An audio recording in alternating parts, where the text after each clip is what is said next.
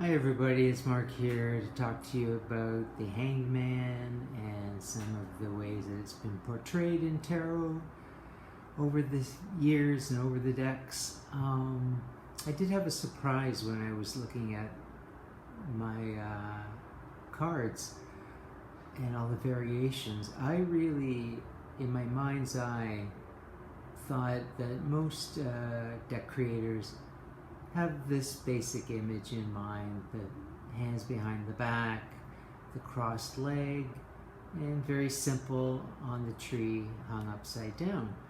And as you'll see, that wasn't really the case. It turns out creators like to tweak this card a little bit. Not always, obviously, but in some cases, very much so. So we'll get into that. The Wizard of Oz reference, of course, is the Scarecrow. And I think it's also a nod to Dorothy's other companions, the Lion and the Tin Man. Each of them seem to be hung up, so to speak, in their own way, and to seem to have lost their agency in life until Dorothy comes along to help them out. So yeah, I thought most were going to look like that, as the Morgan Greer demonstrates. Very, very similar in its design. So I decided not to show you a bunch that are just going to all look like this. And at the same time, that wasn't really an issue because, as I said, so many of them did differentiate from this image to some degree. The Efflorescent Tarot is a good example where they just add a couple things here. We've got an eagle, we've got this picture, his hands are together in a prayer-like motion. So there's a couple of other things going on that you may be able to tap into with your intuition. The Jean Noblet, way back when, already started playing with this card and gave him sort of a clownish vibe. He's almost sticking his tongue out at you and waving his hands in your face, which is interesting because I kind of think of that as more Fool energy than Hanged Man energy, but okay. And then the Tarot of the Old Path, same thing. They went with a sort of jester vibe here with the outfit. And again, this sort of, thumbing your nose at society feels more Fool than Hanged Man. But I guess there's a connection there at some level. Also, we start to see coins falling out, so we get that lack of materialism or the encouragement to give up monetary things in the card starting to happen here. Same thing with the Urban Tarot. We've got all kinds of money falling, credit cards, other valuables, and the creators give them a real Joker kind of look. I don't think it's supposed to be the Joker, but it certainly gives you that vibe and that clown feel again. Again with the money drop, and this is from the Alchemical Tarot, the addition of a snake instead of the rope. But like I said, there's these little touches that everyone seems to want to bring to this card. Maybe when a card has a figure just hanging there, that you just feel compelled that you want to do something. Anna Kay has the storm brewing in the background. He's not being rained on yet, but his arms are crossed and he's pissed. I don't like that version of the card. I like your deck, but I just don't like this interpretation of the card. Where's the serenity that we've sort of been taught to look for in the Hanged Man? And with the storm coming, you're going to see some more cards where he's being kind of tortured a bit. Here from the Fifth Spirit, he's literally underwater. Now, the Hebrew letter associated with this card does mean water, so that makes sense that that's what they would do. We still have sort of a halo of enlightenment going on. So I'm not too concerned for this figure, but it's going to like a more extreme extent to also submerge him underwater.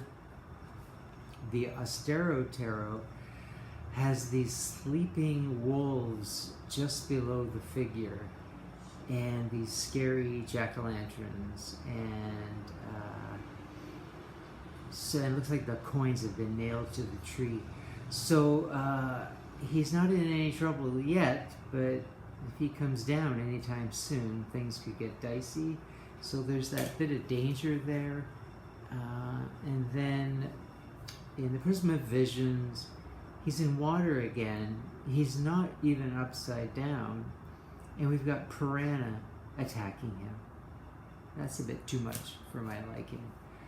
Mythic Tarot takes Prometheus, ties him to the rock, and has a bird, eagle, eat out his liver at sunrise every day. So that's not a fun version either. The Modern Spellcasters, real creepy in the shroud and in this sort of hanging casket. Doesn't even look breathable. I do like the night and day, because I do feel that the Hangman's in a liminal space between the two. And the other thing I like about this card, despite how over the top this is it says, you know, the Hangman, but the tree is actually upside down. Now you can see that the tree is actually growing this way, and these are the roots. So that little artistic trick I do like. Osho Zen goes off the rails as it usually does. This one is called New Vision. There's this person being resurrected as, so you can see they're sort of bent over down here on the ground, resurrected as this person, which feels more like judgment to me than the Hanged Man. And the Voyager Tarot, you know, it's always a surrealistic kind of look to it. But I don't mind this one because he seems to, this statue, upside down statue of gold, seems to be going through some kind of a wormhole here of enlightenment, this sort of looking back at your face in your hands. So I find it interesting and mysterious enough to cover the Hangman's territory. The Sasso Rapido, this one I need a little bit of explanation. It's too cute, I guess, for me, although I love the deck. He's in his underpants or a swimsuit. And there's this black rain coming down, which I don't understand, and I've read the little book, and I don't think there was an explanation there either. So if you know what this black rain is all about, but it feels threatening to me. I didn't like the Light Seers version because it is way too light for me. She's just sort of hanging there. She's not been tied to anything or chained, or it just seems all very voluntary and that she can get out of it at any time. I get that she's reaching for the runes and there's that nod to Odin and this enlightenment happening here, but it just looks a little too frivolous for me. From the, is it the Dream? What's the name of this deck again? It's just gone out of my head. Anyway, it's the one with the Dream, not Dreamscape, Dream something. Anyway, we've got a Hanged Man, although it's a woman, and it's whimsical. I like the whimsy because there's hangers actually hanging from the tree as well. She's not the only one hanging out. They've given her a sort of a bluish face, so there's some kind of problematic thing going on here in the card. The Slow Tarot, beautiful image. They've given him a cat's cradle to do. Like I said, they're loving to just add that one little extra something to make their card or their Hangman a little more distinct. I'm not sure how to read that cat's cradle, like occupy your brain with something that doesn't matter in order to get into this state. maybe that's it. Okay, full frontal nudity male alert. This is the Cosmic Tribe. And I kind of like this one because it's actually fairly standard, but it's been given a psychedelic kind of vibe to it, this sort of time, space kind of continuum going on up here. The inner eyesight on the hands. You know, you want to get the energy of the card, what his purpose is, what it's all about, and I think that does portray it, even though it's a slightly odd depiction. Everyday Witch, very tiny cards, sorry about that. I like this one because the witch is hanging from his own broom. There are locks, but he has the key. There is a storm brewing. So there's a few things there you can grasp onto. He does look serene to come up with a meaning for the card. I just like this image. I do like Dame Darcy's artwork in general, and this is from the Dame Darcy Mermaid Tarot. And who doesn't like a shirtless sailor hung upside down on a mast? I mean, come on. I like the Thoth Tarot version. I'm mainly attracted to the color of it. It goes back to very much the tradition of the crossed legs.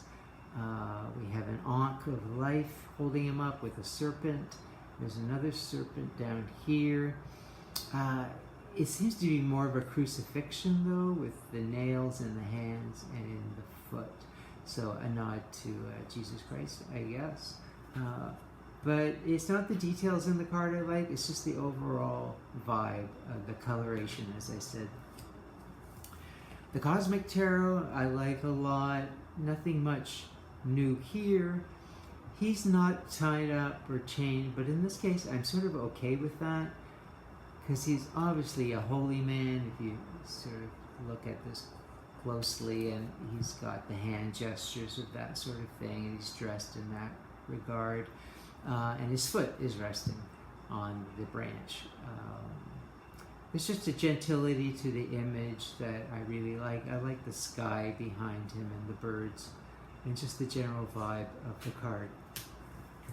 So the last two, I guess, would be my favorites. This is from the Numinous Tarot.